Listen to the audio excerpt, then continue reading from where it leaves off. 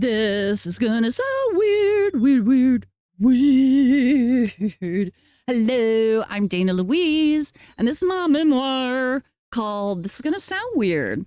And it's available on Amazon or Barnes & Noble and some random eBay places and stuff like that. I hope you purchase it. I hope you read it. It's a little controversial. It's gonna shake things up. It's Prison Break on a spiritual sense. It's about what's really going on around this planet. And why me? Why, what, why do you want to read my story? Well, I'm a longtime contactee and experiencer. I have been since infancy when the gray aliens first started to show up over my crib. Yeah. And then after that, the whole paranormal supernatural world showed up too. So anyway, ended up having to write a book about it. And I kind of wrote it for my descendants because, like, when I'm gone, they kind of need to know that this stuff was going on. And if some weird things have happened to you, yeah, we need to put these puzzle pieces together and figure this stuff out, right? Because the powers that be don't want us connecting. You know what I mean? Burn. So this next chapter is called A System of a Down. Yes, I'm a boomer. I have to wear glasses to read. La, la, la. Anyway. And I do usually have like a little quote or a song. So here's the quote and whatever for this chapter. And it's from quoting the Mad Hatter in Alice in Wonderland. And the Mad Hatter says, "A dream is not reality, but who's to say which is which?" Isn't that true? It's true. All right. Anyway. A number of friends kept sending me messages about a YouTube channel that they thought I would dig. If Spirit sends me a couple notices, I take notice. So I did a little surfing on the channel. One of the videos talked about how we all need to go through a reset point in order to achieve a certain level of 5D existence. A literal conscious shutdown. Literally. Like you need to go unconscious or something. Zero explanation was given on how to achieve that interesting state of being. Like, hey, say, doc, can you put me in a coma? I need to shift to 5D. Like, that's a thing. Michael Jackson much? Good luck figuring out how to reboot if that seems like something you'd like to do. 5D is trending. The video explained how it's vitally important to do this as we shift from the 3D to the 5D consciousness. Vitally important. They should explain how to go about doing it then. It was more than vague, but I got the general point. Then it struck me that I did this a few decades ago. Right after I graduated from high school, I spent a year in Brazil as an exchange student. When I got back, I started waitressing while trying to figure out what my next steps would be in life.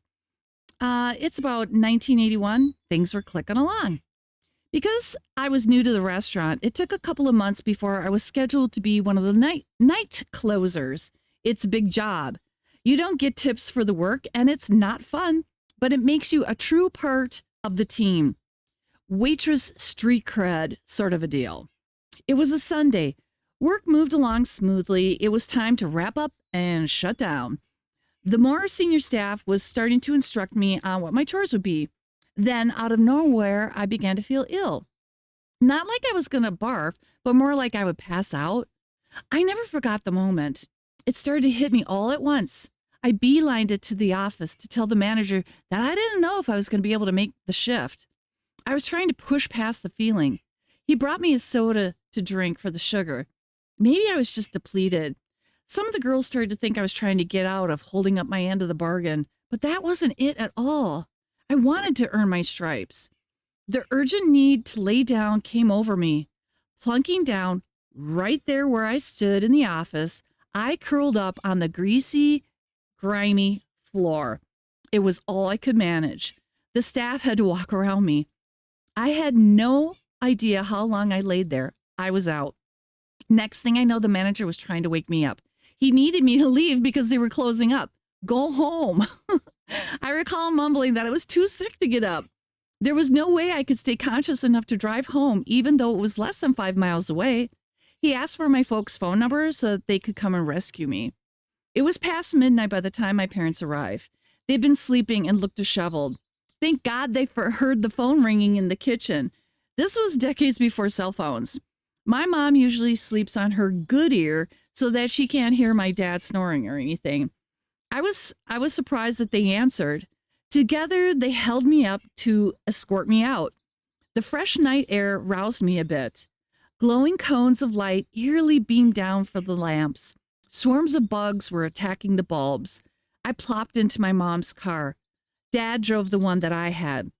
When we got home, I slightly recall walking down the hall and flopping onto my bed like a drunk, as is, except for my shoes. My uniform must have stunk. Me too. Well, anyway, I'm just going to stop right there. I could keep going on, but yeah, it's a crazy story. It's kind of weird. I hope you will connect with me on social media if something like this has happened to you. So purchase the book. It's a little bit controversial, but it's very real. And towards the end of the book, I give you some energy exercises, and it's my effort and my gift to you to help you stay a whole, holy human. So, and it's starting to rain. Look at that. Anyway, you take care now. Bye-bye.